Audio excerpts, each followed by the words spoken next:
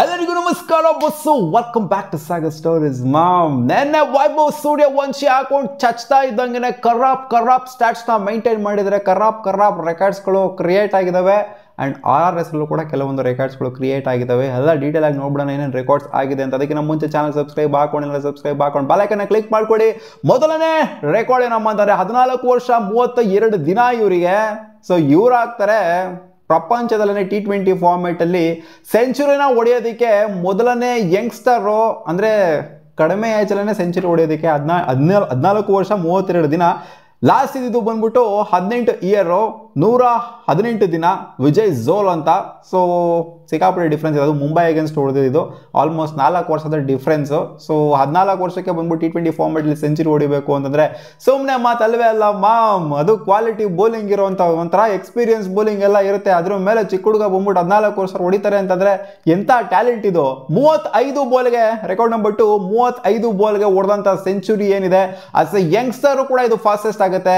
ಗೊತ್ತಿಲ್ಲ ಮುಂದೆ ಫ್ಯೂಚರಲ್ಲಿ ಈ ಥರ ಬರೋದಿರೋ. 14 ವರ್ಷದ ಹುಡುಗ ಬಂದ್ಬಿಟ್ಟು 35 ಬಾಲ್ಗೆ ಸೆಂಚುರಿ ಹೊಡೆಯೋದು ಆಗುತ್ತೋ ಆಗಲ್ಲ, ನನ್ನ ಪ್ರಕಾರ ಸಿಕ್ಕಾಪಟ್ಟೆ ಡೌಟು. ಈ ಥರ ಆಗುವಂಥದ್ದು IPL ಅಂತ ಸ್ಟ್ಯಾಂಡರ್ಡ್ಸ್ ಅಲ್ಲಿ ಆಗಬೇಕು ಅಂತಂದರೆ ಸೀನೇ ಇಲ್ಲ ಅಂತ ಅನ್ಕೊಡಿ. ಆ್ಯಂಡ್ ಗೊತ್ತಿರೋದೇ IPL ಇದು ರೆಕಾರ್ಡ್ ಆಗಿದ್ದು ಆಫ್ಟರ್ ಕ್ರಿಸ್ ಗೇಲ್ 30 ಬಾಲ್ಗೆ ಸೆಂಚುರಿ ಹೊಡೆದಿಲ್ಲ ಕ್ರಿಸ್ ಗೇಲು.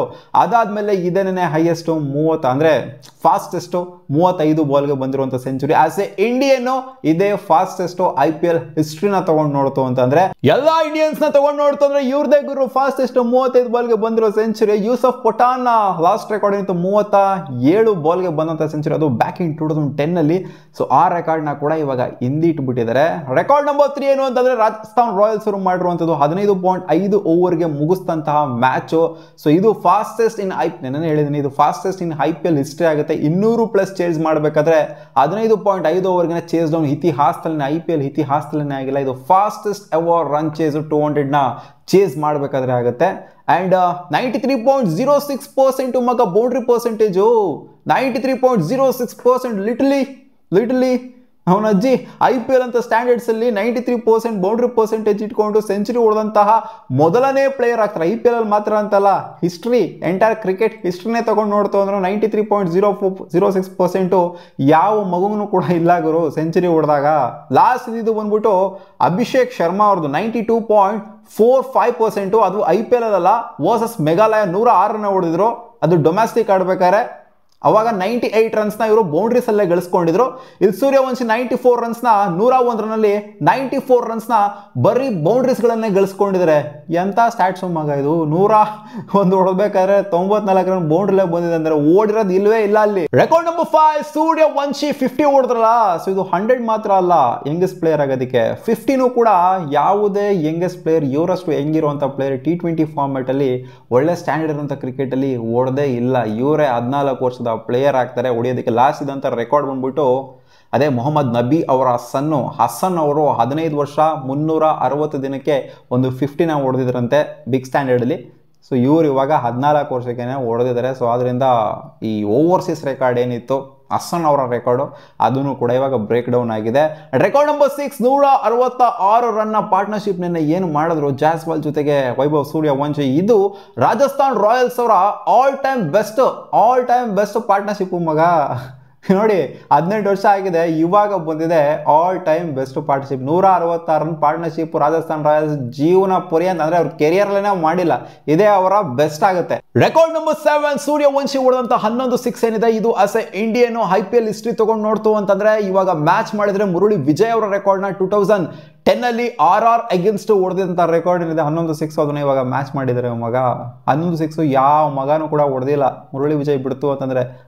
ಅದಾದ್ಮೇಲೆ ಇವಾಗಲೇ ಆಗಿರೋದು ಆಸ್ ಎ ಇಂಡಿಯನ್. ಓವರ್ಸೀಸರ್ ಹೊಡೆದಾರೆ ಬಿಡಿ, ಗೀಲೆಲ್ಲ ಹಾಕೊಂಡು ತತ್ಕಾಕಿದ್ದಾರೆ.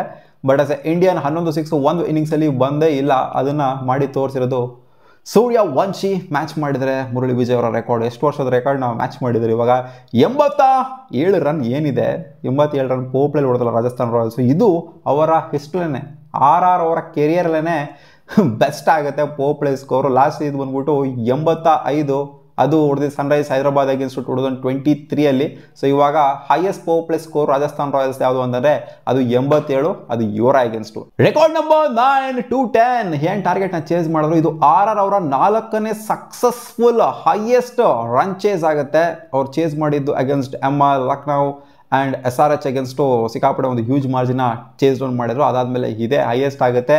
ಜೊತೆಗೆ ರಾಜಸ್ಥಾನ್ ರಾಯಲ್ಸ್ ಅವರು ಚೇಸ್ ಮಾಡಿರುವಂಥದ್ದು ಏನಿದೆ ಗುಜರಾತ್ ಟೈಟನ್ಸ್ ಮೇಲೆ, ಇದು ಹೈಯೆಸ್ಟ್ ಎವರ್ ಚೇಸ್ ಆಗುತ್ತೆ ಗುಜರಾತ್ ಟೈಟನ್ಸ್ ಮೇಲೆ. ಯಾರು ಕೂಡ ಗುಜರಾತ್ ಟೈಟನ್ಸ್ ಮೇಲೆ ಇಷ್ಟು ಚೇಸ್ ಮಾಡೇ ಇರಲಿಲ್ಲ.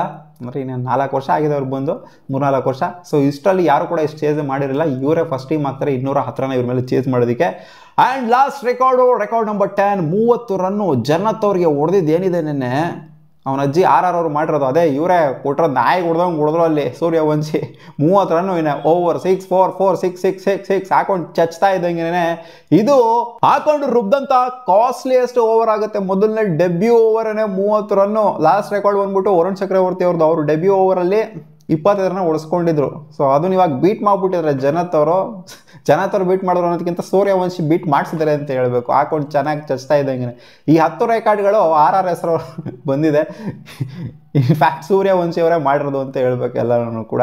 ಹಾಕೊಂಡು ಇವ್ರು ರುಬ್ತಾ ಇದ್ದಂಗೆ ಈ ಕಡೆಯಿಂದ ಕಿತ್ಕೊಂಡು ಹೋಗ್ಬಿಟ್ಟಿದೆ ಎಲ್ಲ ರೆಕಾರ್ಡ್ಸ್ಗಳೆಲ್ಲ.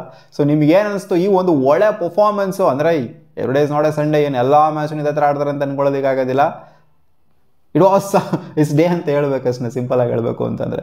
ಸೊ ನಿಮ್ಗೆ ಏನು ಅನಿಸಿದೆ ಕಾಮೆಂಟ್ ಸೆಕ್ಷನ್ ಕಾಮೆಂಟ್ ಮಾಡಿ ತಿಳಿಸಿ. 10 ರೆಕಾರ್ಡ್ಗಳು ಸಿಗೋಣ. ಬುಬಾ.